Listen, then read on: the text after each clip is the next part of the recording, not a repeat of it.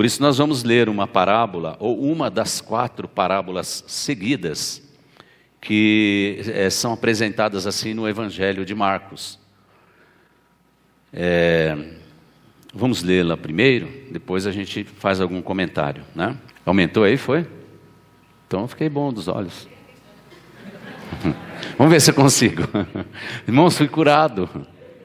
Jesus. Olha só, né? Jesus está prosseguindo numa sequência de parábolas. Por isso diz, e ele prosseguiu dizendo, né? Marcos 4, do 26 ao 29. O reino de Deus é semelhante a um homem que lança a semente sobre a terra. Noite e dia, quer ele durma, quer se levante, a semente germina e cresce, embora ele não saiba como. A terra, por si própria, produz o grão, primeiro o talo, depois a espiga e então o grão cheio na espiga. Verso 29 e último, logo que o grão fica maduro, o homem lhe passa a foice, porque chegou a colheita.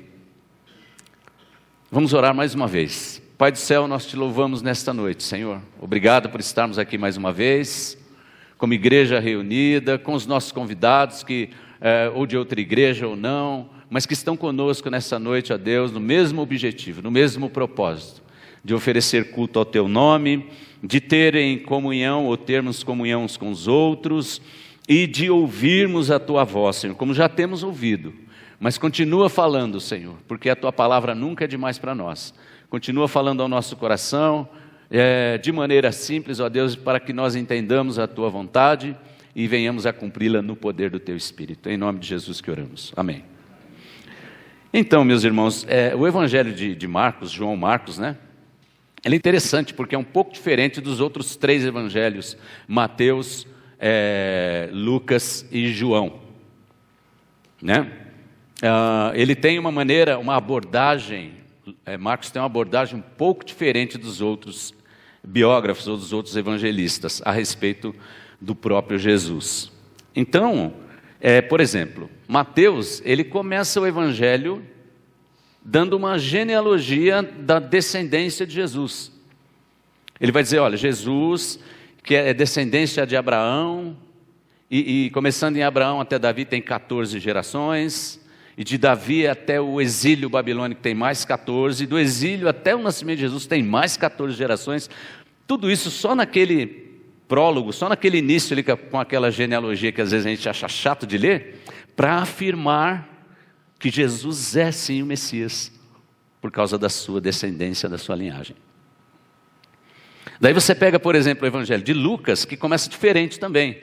Lucas vai além de dizer que Jesus é descendente de Abraão, e ele vai na descendência do ser humano lá em Adão. Isso para dizer que Jesus, o Messias, não veio apenas para os judeus, mas também para o gentio, que ele vai salvar gente de toda a raça, tribo, língua e nação. Que ele vai salvar pessoas de todas as nações. Não todas as pessoas de todas as nações, mas pessoas de todas as nações. Agora João vai mais ainda além. João não vai falar da descendência humana de Jesus para afirmar que ele é o Messias, mas João vai iniciar querendo mostrar, inclusive aos seus irmãos judeus, de que Jesus o Cristo não apenas é descendente de Abraão, mas ele é o próprio Deus encarnado. Olha que interessante. Agora Marcos não tem nada disso. Marcos já começa narrando. Marcos já começa contando história, já começa dizendo o que aconteceu. E é muito provável, você vê muito do Evangelho de Marcos nos outros evangelhos, porque foi o primeiro a ser escrito. Então Marcos está escrevendo para uma comunidade pobre da Galileia, muito provavelmente. E que foi a primeira, os pobres sempre começam a sofrer primeiro, né? Você vê que nessa questão aí do coronavírus, quem está sofrendo de primeira mão? Os pobres, né? Os pobres, porque começam a ver as coisas encarecendo e vão comprar de bastante, porque sabe que vai fechar, não sei o quê, ou pensa que vão fechar os mercados. Deus queira que não, e vamos orar para que não. Amém, igreja? Amém, pessoal do escurinho?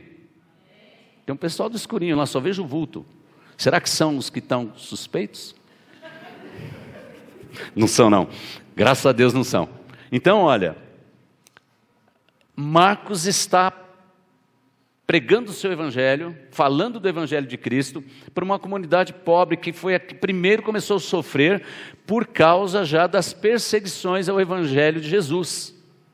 Então ele começa narrando, e ele começa falando a respeito de João Batista. De João Batista, no capítulo 1, ele já parte de que Jesus chega, é batizado no Rio Jordão, e dali ele já vai ser tentado 40 dias, e a partir dali, então, Jesus vai começar o seu ministério, lá no versículo 14 ainda do 1º capítulo, e já vai chamar seus discípulos, e a partir dali ele vai para a Galileia, e ele começa a pregar o reino de Deus, e dizer que o reino de Deus chegou.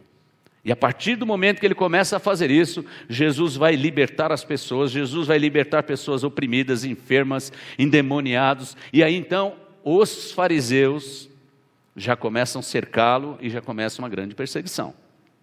Começa uma grande oposição. Se você olha no versículo 45, que é o último versículo do capítulo 1, Jesus rapidamente se torna um ser assim já oprimido. Uma multidão já está seguindo ele. De modo, a Bíblia diz que ele nem podia entrar livremente, publicamente, nas cidades, porque a opressão já era muita no sentido das pessoas quererem receber a ajuda de Jesus. Todos já estavam indo atrás de Jesus. Rapidamente seu ministério ascendeu, percebe?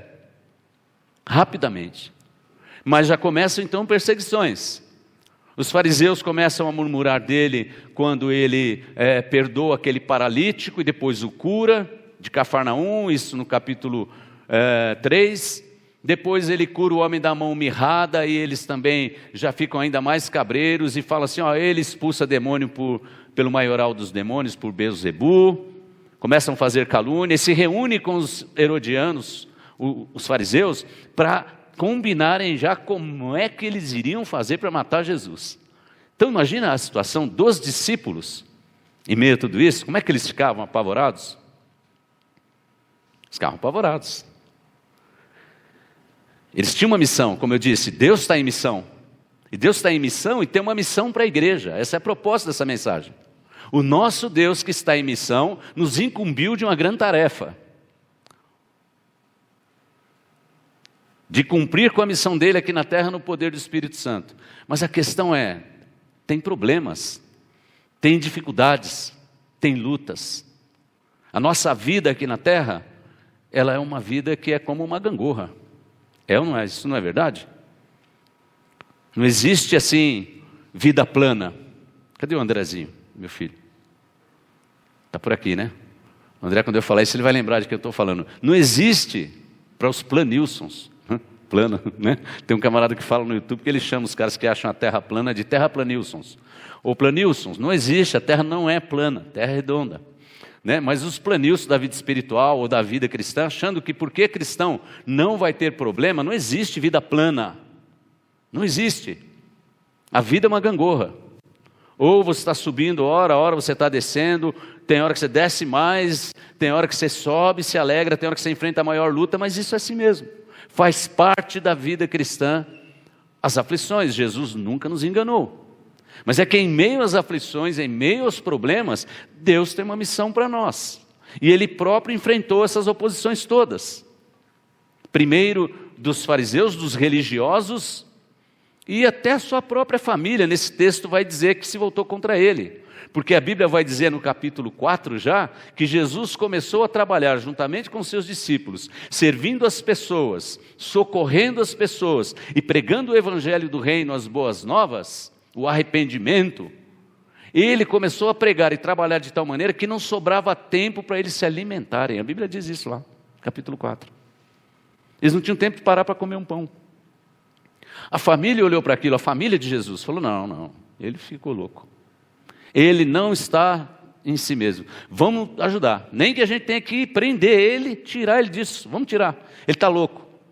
Vamos lá, vamos pedir para falar com ele, vamos pegar ele e vamos levar para casa. Esse era o propósito da família de Jesus, quando chega no momento em que Jesus está pregando lá, na sinagoga, no templo, e o pessoal vem, os escribas, seu pai, eles sabiam disso. Eles estavam a fim de levar ele embora. E é o que mais eles queriam mesmo.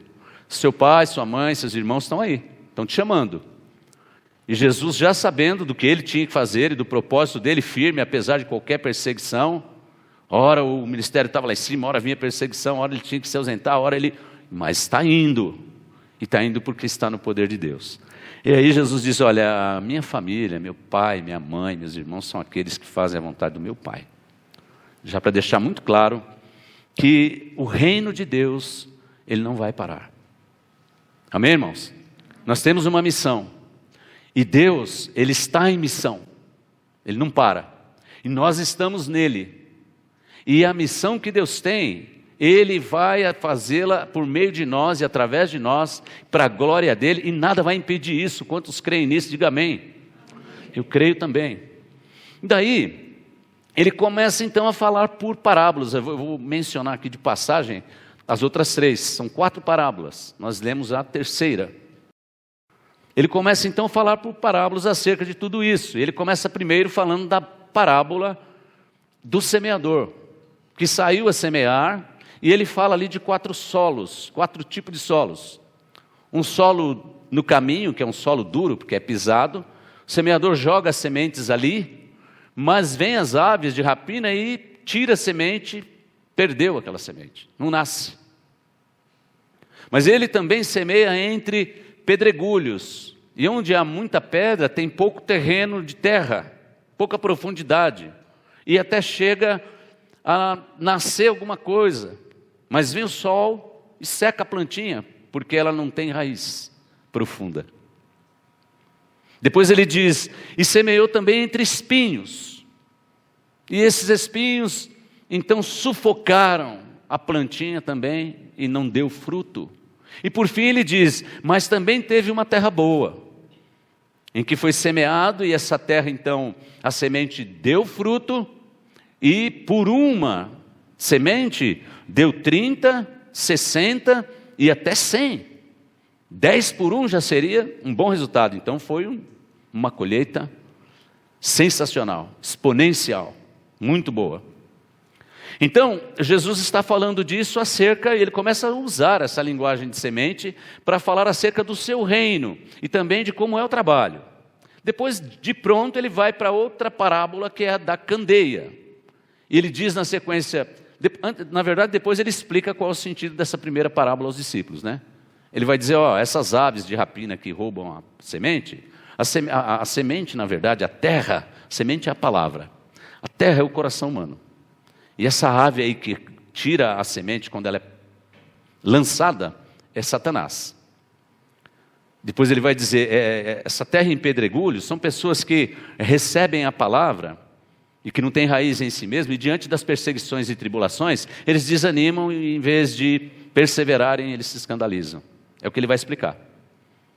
E essas que foram entre espinhos, na verdade aqueles que se enganam, que se deixam levar pelos prazeres, pelas riquezas e tudo mais, e acabam também sendo infrutíferos no reino de Deus. Essa é a explicação que ele dá aos discípulos sobre aquela primeira parábola. Depois, na sequência, ele já diz assim, e também não se pega uma luz e coloca ela debaixo da cama.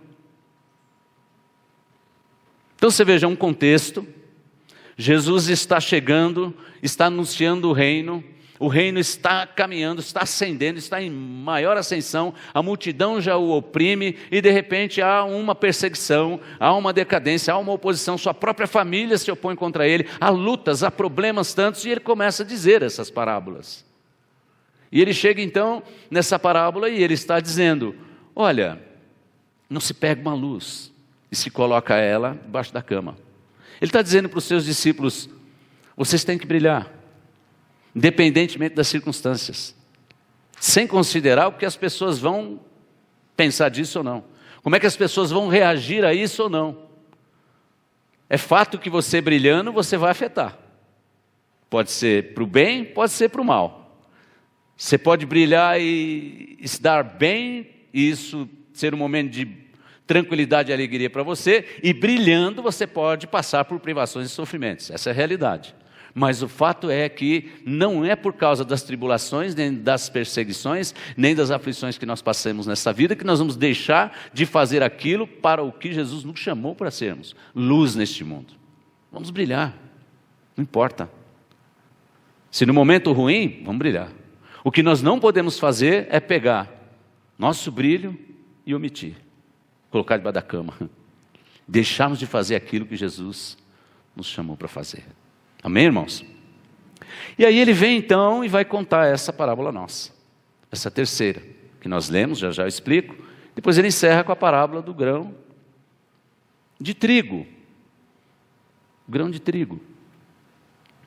Que não é o grão de trigo, não. Grão de mostarda. O grão de mostarda. Ele vai encerrar as 4 com um grãozinho de mostarda, que diz que é um grãozinho pequenininho, uma das menores, né? E que é pequenininho.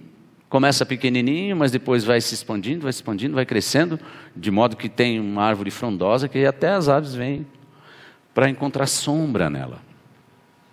E assim é o reino de Deus. Quando ele chega nessa parábola, ele diz assim, o reino de Deus é comparado à parábola da semente. Ao homem que semeou, né? Vamos lá, o reino de Deus é semelhante a um homem que lança a semente sobre a terra.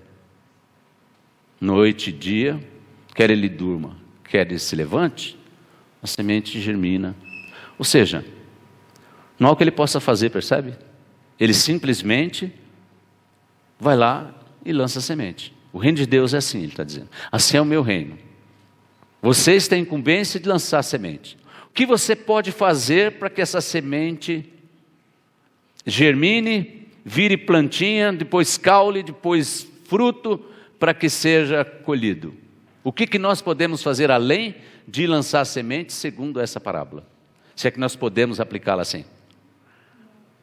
Nós podemos fazer alguma coisa. Bom, primeiro nós temos que lançar a semente, não podemos deixar de fazer isso, não importam as circunstâncias.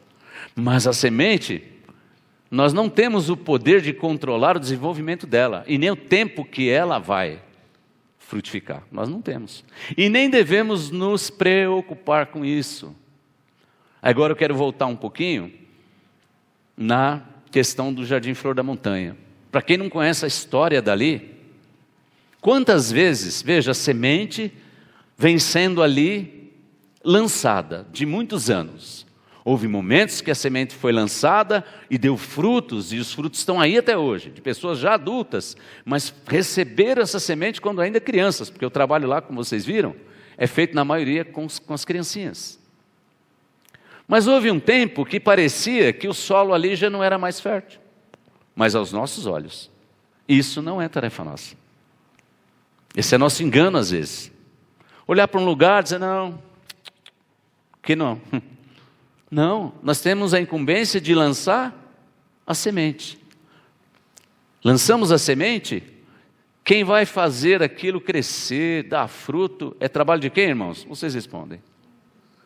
De quem? Daquele que é, na verdade, o autor.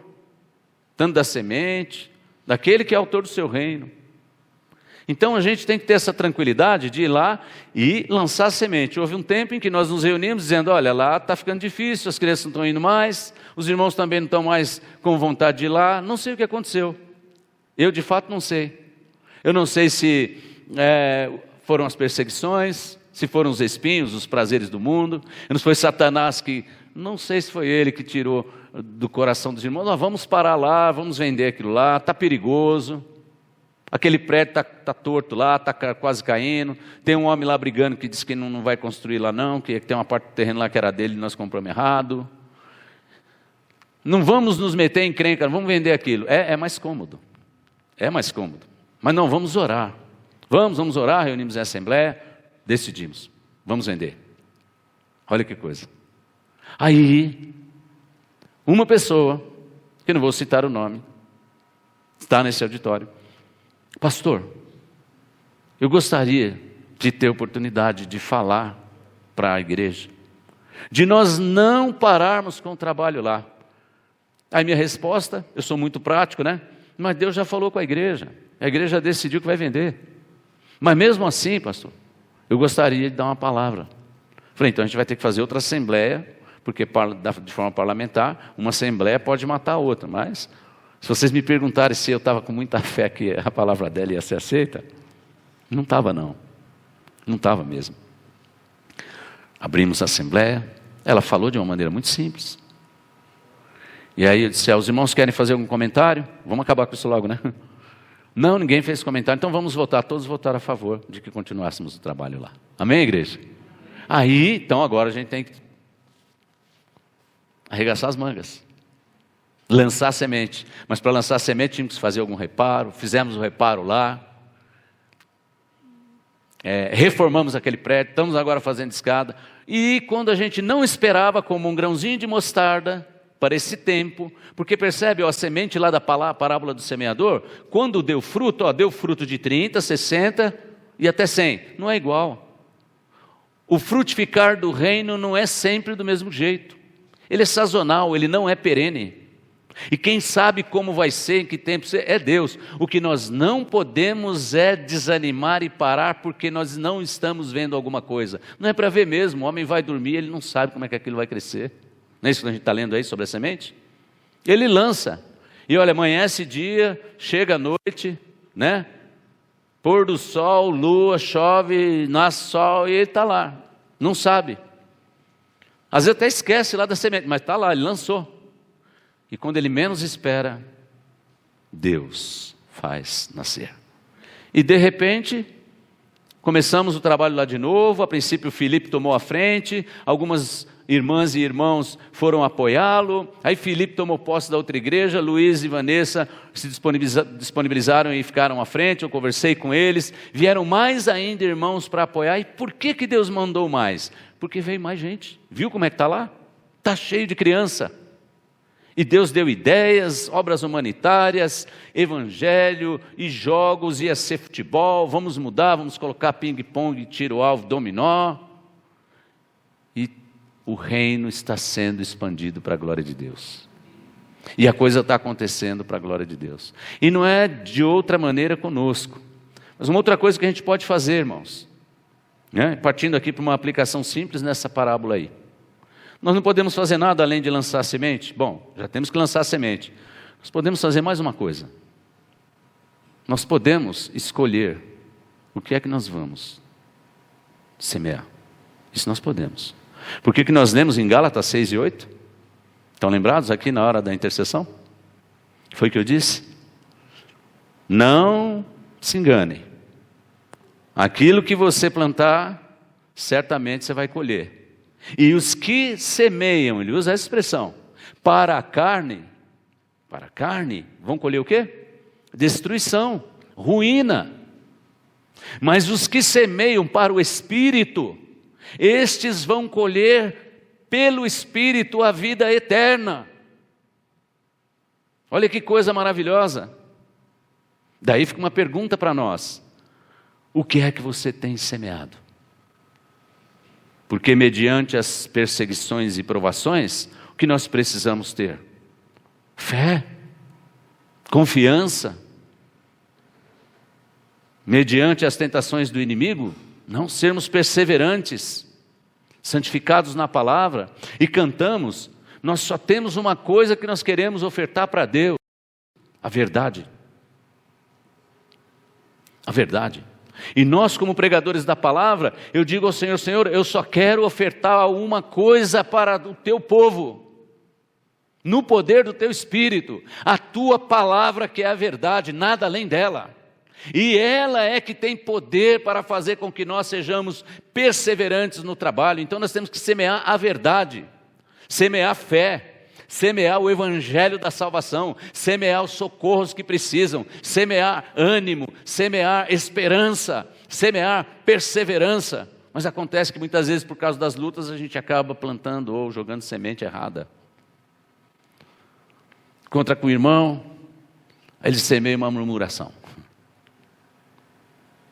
semeia um desânimo, semeia uma incredulidade. Eu não acredito que vai dar certo não. Ele não quer colocar a fé em prática. Semeia no lugar de semear o evangelho que dá vida, né? E de sermos sensíveis à necessidade das pessoas e socorrermos. Semeia indiferença, ódio, contenda, maledicência. Então, dependendo do que você e eu semearmos, isso é verdade, não nos enganemos, é o que nós vamos colher. É o que nós vamos colher. Você não vai colher o que você não plantou. Isso é verdade. Você não planta nada, você não colhe nada. Mas você vai colher certamente o que você está plantando. E que Deus nos ajude para que nós plantemos uma semente para o Espírito. Conforme Gálatas 6 e 8. Porque isso nós podemos escolher fazer. Não porque nós somos capazes por nós mesmos. Já disse no início. Nós não somos capazes, nós temos tantas dificuldades, tantas limitações. Mas o Espírito que nos habita é quem nos conduz. Nós temos o fruto dele em nós.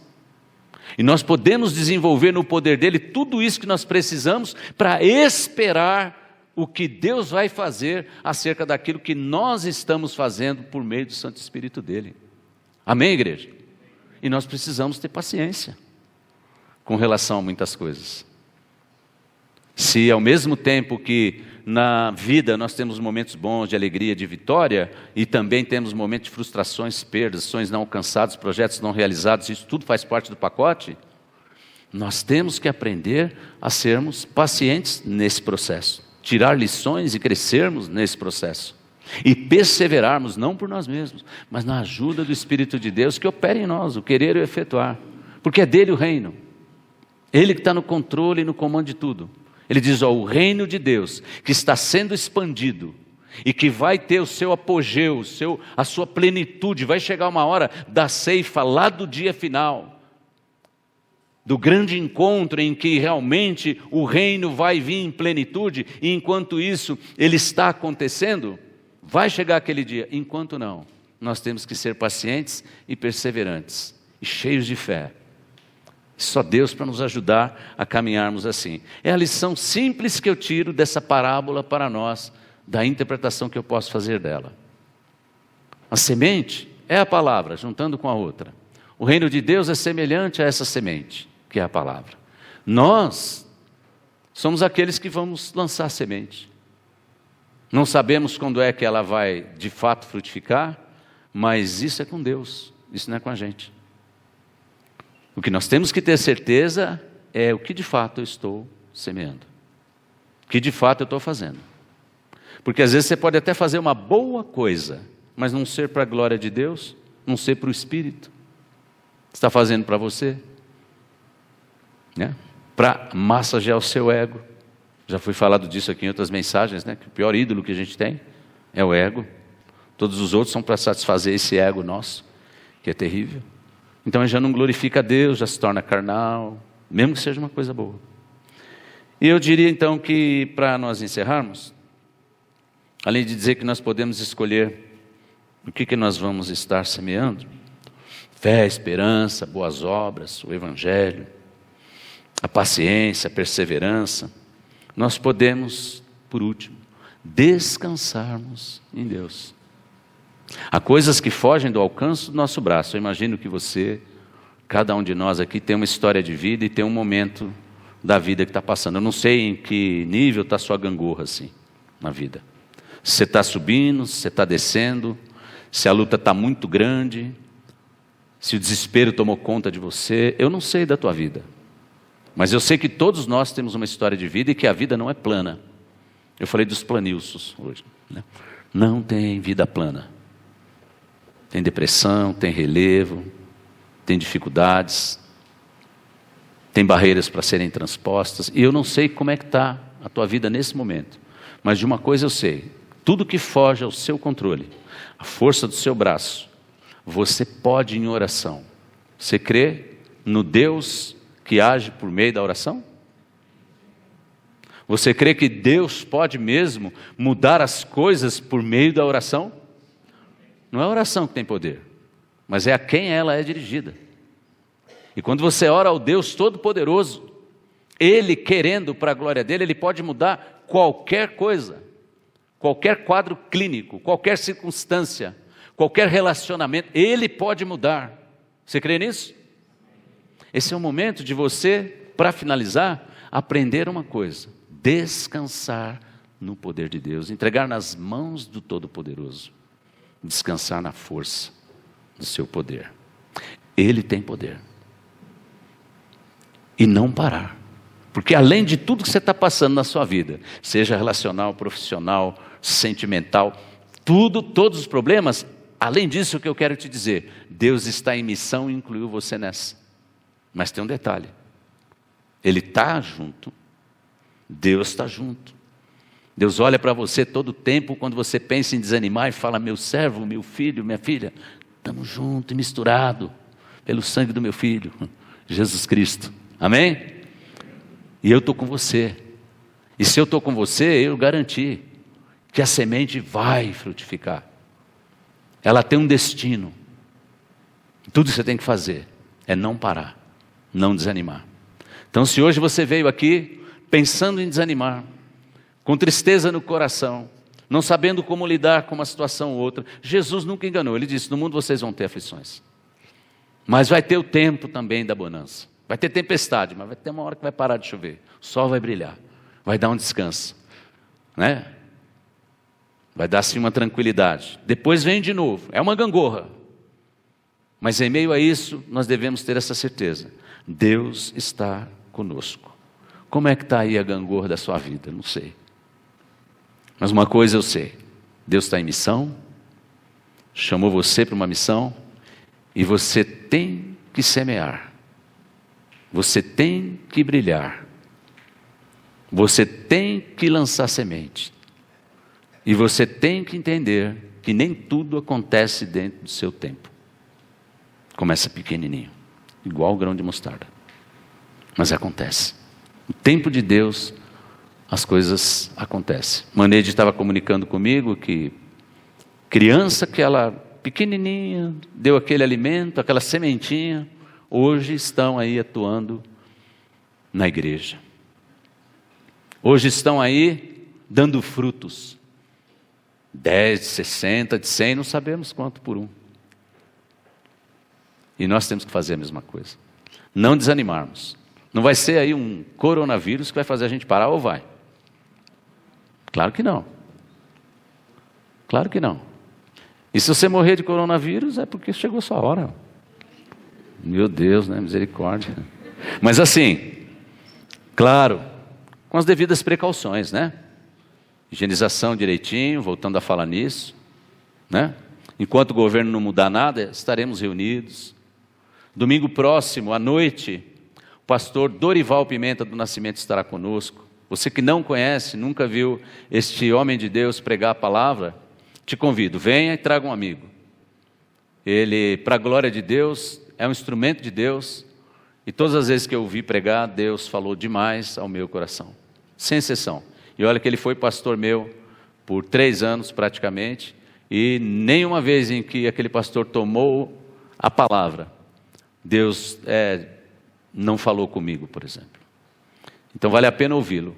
Ele hoje mora na Califórnia, mas ele está no Brasil, encontrei com ele essa semana, né? A gente não se cumprimentou assim, ele deu logo um abraço e um beijo, quis nem saber se ele tomou avião. Eu também tinha chegado de viagem, se tiver coronavírus, já mistura tudo bem, né? E há quem diga até que esses tipos de vírus são até, não sei se isso é verdade, não vai pegar isso como verdade e sair falando por aí, são até programados de laboratório para pegar em humanos, porque até então pegar só em animais. Coronavírus sempre pegou animal, sempre existiu. Sabiam disso? É de animal, só pega em animal, mas agora está pegando em humano. Se estão fazendo isso para que haja essa epidemia, para que eles mexam na economia, eu não sei. Mas uma coisa eu sei, irmãos, nós temos um Deus, e nele nós confiamos, e nele nós descansamos, e a ele nós oramos. Amém? Nós vamos agora levantar um clamor, essa pequena igreja aqui, esse pequeno rebanho aqui, com falta de alguns hoje, que estão enfermos, vamos orar por eles também. E nós vamos levantar um clamor pelo Brasil. Nós, pastor, quem somos nós? Nós somos o povo de Deus, o povo de quem Deus ouve as orações, não porque temos algo de melhor que o mundo, mas porque nós temos o sangue de Jesus que nos perdoa dos pecados, nós temos a declaração de Deus que estamos justificados, e nós temos o Espírito Santo que intercede por nós com gemidos inexprimíveis e conserta nossas orações, e a Bíblia diz que a nossa oração pode muito em seus efeitos.